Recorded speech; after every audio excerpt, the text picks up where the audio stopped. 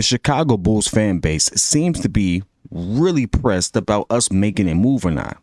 But does the data actually show that the best thing is to probably stay put? Let's talk about that and more right after this.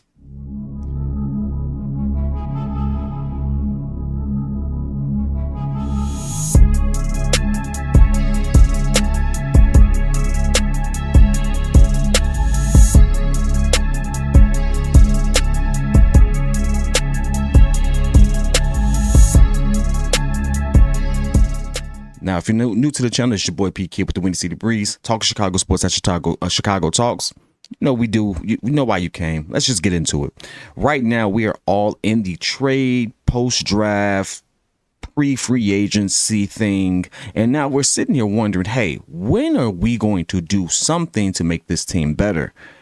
And as I looked at that and I looked at what other teams have done to actually get to the pinnacle and to get to the peak and win NBA championships, the last team to do so, the Denver Nuggets, which our GM was a part of, actually gives you the blueprint.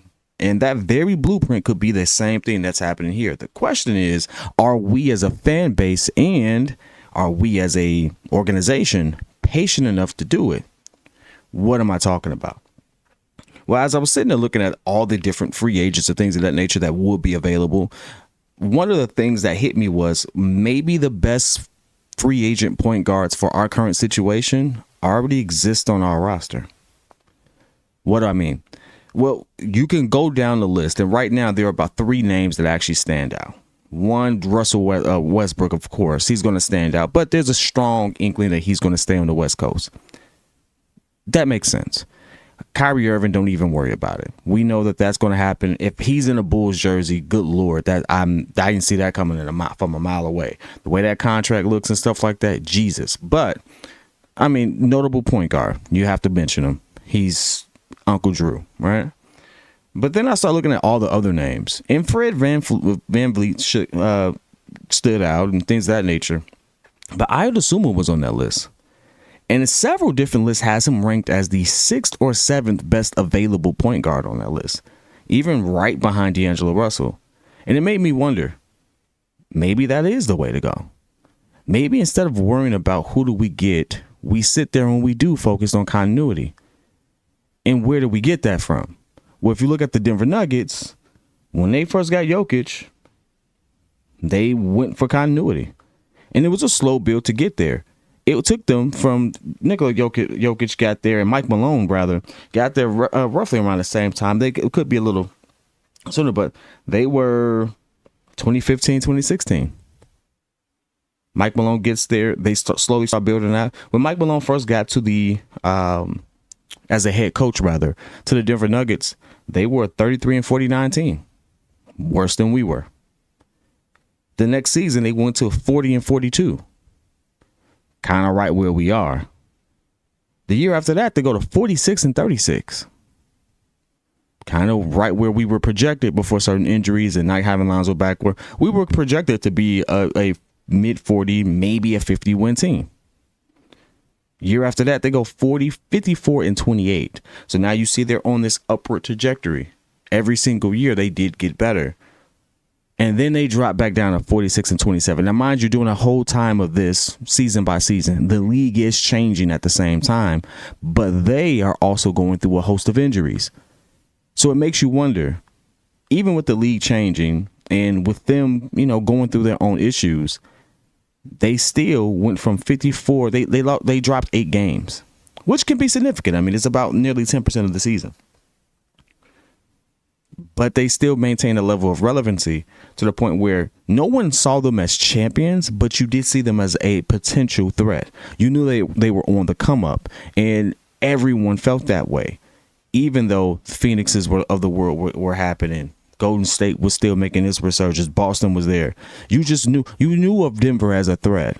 You didn't think of them as champions, but you knew of them as a potential threat, especially because, Jokic was doing stuff that no one had really seen before, dominating the game in a way that you thought wasn't possible from a player that doesn't look like he does a whole lot. It's not super athletic, doesn't jump out the gym. I don't even know what his, I'm pretty sure my vert is higher than his. And I'm not a freak athlete, but he gets it done every single time. He's been doing it for a while. And even still, as they go through their injuries and they bounce back, they went from 47-25, 48-35, and then ultimately they end up 53-29 now. And of course, they were a force to be reckoned with. But again, I want to remind people that while they were still building out certain things, trades were happening and people were actually being talked about. And no one actually gave them the credit that they actually deserved. It was just something that had to happen and had to naturalize and mature. And one of those things were the pieces around your star players. You knew Jokic was going to be Jokic. You knew he was going to get his shot. You knew that he was going to be a triple-double of some sort. But you didn't really know if they were going to win. Aaron Gordon gets there and you're like, oh, it's a guy. The guy who lost the dunk contest. Good player, but it's a guy. You didn't really give him the credit. You saw MPJ and you never saw a shot he didn't like. Does not stick defense. Always injured. He's a guy.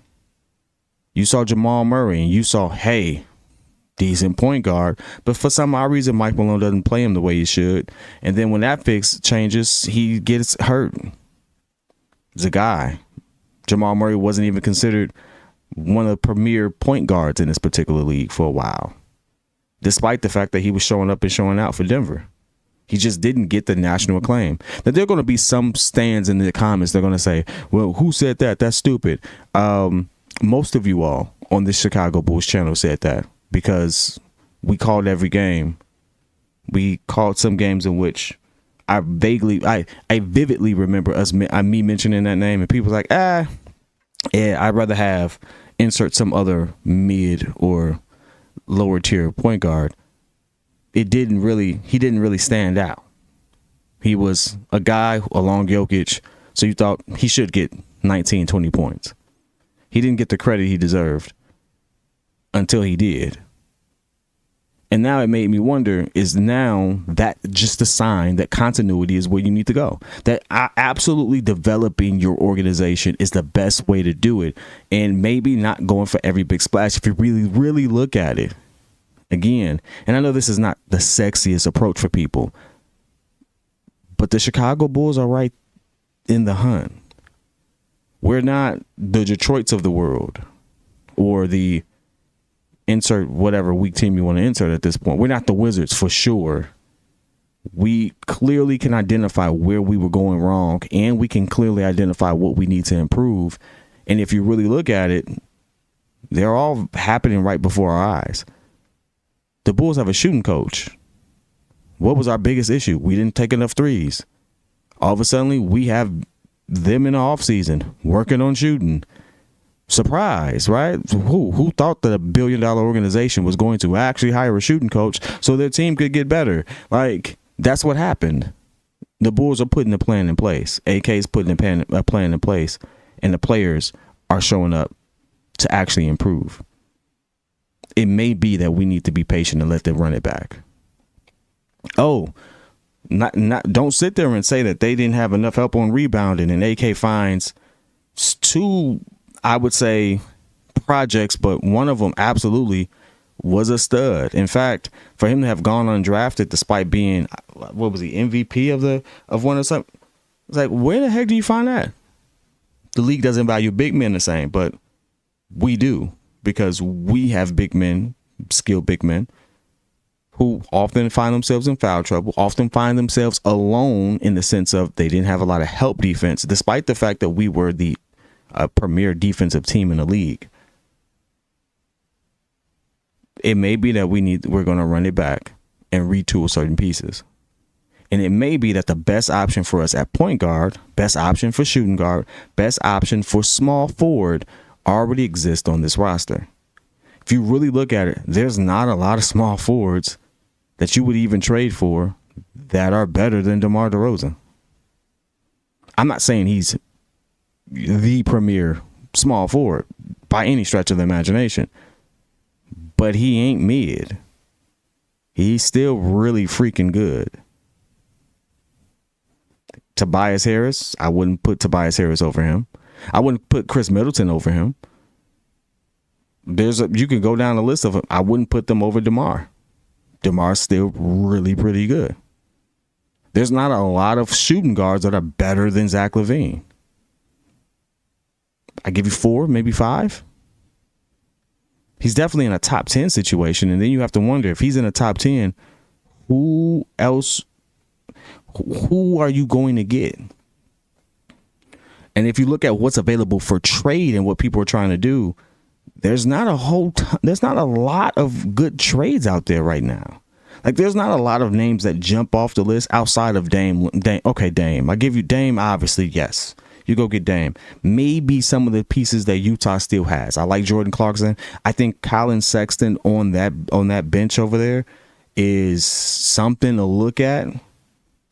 He makes about $17-18 million a year. Jordan, I don't know if he's up for extension or not, but that's something to look at. But you see what they're doing over there. They're up and coming. You see it, though. You see the talent. The Bulls are kind of in that same space. There's only a handful of people that absolutely would change this organization drastically. And the ones that are one of them's a free agent. Russell Westbrook as a point guard on this team, the whole dynamic of this team changes. If Russ comes to Chicago as we're constructed, we are definitely a 50-win team. It's a 50-win team. Easily. Even with Russ potentially bad shooting, poor decision making at times, he sways the Chicago Bulls 10 wins. Easily. But outside of that, who really? Fred VanVleet? Maybe? Yeah, I see you. First, like the names that we are looking for are not happening via trade, is what I'm saying. They're more than likely going to just happen in free agency.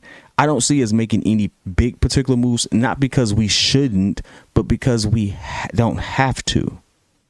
Just making trades for the sake of trades isn't a good game plan. In fact, if those are the type of trades that you want, do me a favor, turn on your PS5, play 2K. This is not going to be that type of move. Just doesn't work here. Doesn't make sense. Why would you want that? So that's the thought process here. Maybe, just maybe, continuity really is the way to go. But I want to hear your thoughts. I want to hear what you feel about the landscape in itself. Understanding that the NBA is changing.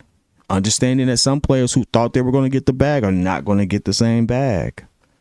Understanding that some players who opted out, a lot of them are going to re-sign with their own teams. Chris Middleton's not going anywhere. Draymond is only probably going to the Sacramento Kings only because, guess what? There's a strong relationship there because a lot of their brass came from the Warriors, and they can offer him way more money than Golden State can. And he elected not to take the bag, or he didn't get the bag when he should have.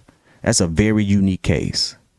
Outside of that, there's not a lot of people moving anywhere this particular offseason unless there are teams that are trying to tank and teams that are trying to sit there and get themselves prepared for what the new CBA is going to look like.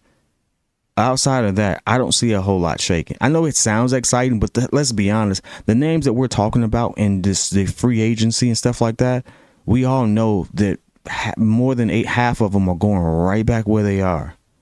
Do you really care where James Harden goes? You don't care where James Harden goes. You don't want him here. You don't want him in a Chicago jersey, so it doesn't matter where he goes.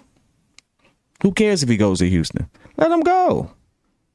That means that the Philly ain't got a good point guard at that point. Let him go. You don't care. And so you should look at that. Is Jalen Brown really going to sign $295 in Boston? Maybe that's a move that works, right? But there's only a handful of teams that can even go and give him that type of money, and the Chicago Bulls are not one of them. And if we were, why would you go get the exact same player you already have? Actually, Jalen Brown to me is still worse than Zach Lavine. Marginally, but still worse. Why? You already have that player, and you have him locked up for less money than what Jalen's trying to get, by the way. Who cares? Who cares where Jalen goes? If he's not coming to who cares? If he stays in Boston, still a powerhouse, still people who just play under the same logo. They don't really play well together. That was a bar by Stephen A. I kind of stole it. But nothing else really matters in that sense. So the reality of the situation is the Chicago Bulls and its fan base need to focus on one thing and one thing only. How do we get this consortium of talent to work better together? What's the appropriate game plan?